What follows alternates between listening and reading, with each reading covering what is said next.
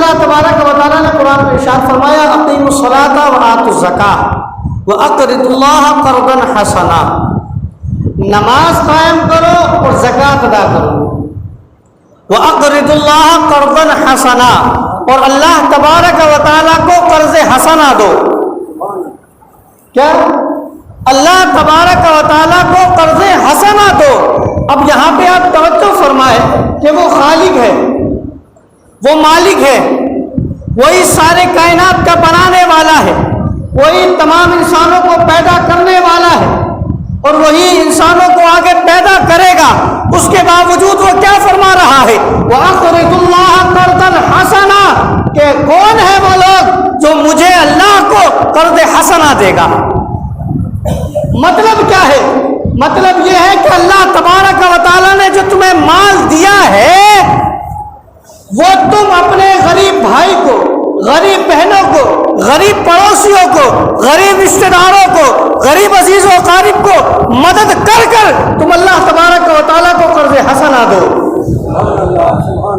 مدد بھی آپ اپنے بھائی کی کر رہے ہیں، مدد آپ اپنی بہن کی کر رہے ہیں، مدد آپ اپنے پڑوسیوں کی کر رہے ہیں، مدد آپ اپنے رشتہ داروں کی کر رہے ہیں۔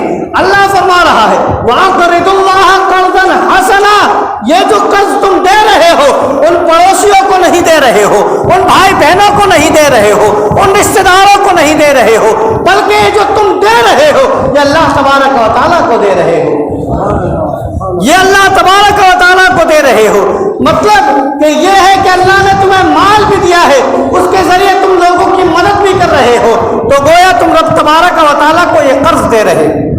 اب دنیا کائنات کے اندر کون ہے ایسا جو اللہ کو قرض دے سکے؟ کوئی ہے ایسا؟ لیکن اللہ تبارک و تعالیٰ نے یہ بات فرمائی، اس کا معنی یہ ہے کہ تم راہ خدا میں خرچ کرو گے ایک، ہم تمہیں 70 گنا بدلا دیں گے، 700 گنا دیں گے۔ اور وہ ایسا مالک ہے، ایسا خالق ہے، وہ اس کی مرضی ہے کہ وہ کتنا بدلا دے دے، اس کے اندر کوئی شمار انسان نہیں کر سکتا ہے۔ یہ کم از کم مقدار بتائی گئی ہے کہ 70 گنا یا 700 گنا، اور اس سے زیادہ کر دے تو وہ مالک ہے۔ اللہ تبارک و تعالیٰ نے انسان کو جہاں جہاں نماز پڑھنے کا حکم دیا ہے وہاں زیادہ تر موقعوں پر یہ بھی حکم دیا ہے کہ تم زکوٰۃ ادا کرو۔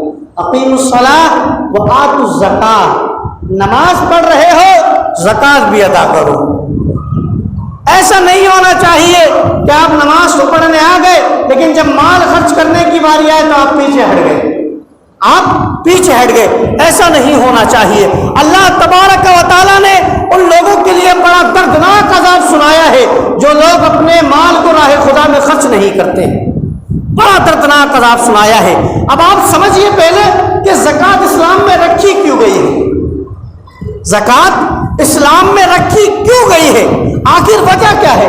یاد رکھنا اسلام کا یہ اصول ہے، یہ قانون ہے، یہ ضابطہ ہے کہ اس کے اندر جو بھی باتیں بتائی جاتی ہے اس کے اندر یا تو خود اس انسان کا بینیفٹ ہوتا ہے یا اس کے بھائی بہنوں کا بینیفٹ ہوتا ہے، اور یہ تو ہو ہی نہیں سکتا کہ اسلام نے کوئی بات بتائی ہو اور انسان کے فائدے کی بات نہ ہو، ایسا ہو نہیں سکتا ہے۔ اب زکوٰۃ جو رکھی گئی ہے اسلام میں وہ اس لیے رکھی گئی ہے کہ اللہ تبارک و تعالیٰ نے انسان کو اس دنیا میں امتحان کے لیے بھیجا ہے۔ کس لیے بھیجا ہے؟ امتحان کے لیے بھیجا ہے۔ اب رب تبارک و تعالیٰ کبھی مال دے کر امتحان لیتا ہے، کبھی مال لے کر امتحان لیتا ہے۔ کیا بات سمجھنے والی بات ہے؟ کبھی وہ مال دے کر امتحان لیتا ہے، کبھی وہ ساری دولت چھین کر امتحان لیتا ہے۔ مال دیتا ہے تو وہ یہ دیکھتا ہے کہ یہ شکر ادا کرے گا کہ نہیں کرے گا، یہ اس کو راہ خدا میں خرچ کرے گا کہ نہیں کرے گا، یہ لوگوں کو زکوٰۃ دے گا کہ نہیں دے گا، یہ لوگوں کو فطرہ دے گا کہ نہیں دے گا، یہ لوگوں کو صدقہ دے گا کہ نہیں دے گا، یہ مجبوروں کی مدد کرے گا کہ نہیں کرے گا، یہ لاچاروں کی مدد کرے گا کہ نہیں کرے گا، یہ یتیموں کی مدد کرے گا کہ نہیں کرے گا۔ اگر نہیں کرے گا تو ہم اس کے اوپر بوال نازل کر دیں گے، اگر یہ نہیں کرے گا تو ہم اس کو دردناک عذاب میں مبتلا کر دیں گے، اور اگر یہ دے گا تو ہم اس کو بڑھا دیں گے، اگر یہ دے گا تو ہم اس کو بڑھا دیں گے. اور جب مال لے لیتا ہے, غریبی دیتا ہے, مفلسی دیتا ہے, تو پھر وہ دیکھتا ہے کہ یہ صبر کرے گا کہ نہیں کرے گا. ایک ٹائم اس کو روٹی ہم نہیں دیں گے, 2 ٹائم نہیں دیں گے, 2 دن نہیں دیں گے, اس کی زبان سے شکر کے الفاظ نکلیں گے, صبر کے الفاظ نکلیں گے, تو ہم اس کی مفلسی کو بھی مٹا دیں گے, ہم اس کی غریبی کو بھی مٹا دیں گے, ہم اس کے جو کمزوریاں ہیں ان تمام کمزوریوں کو مٹا دیں گے.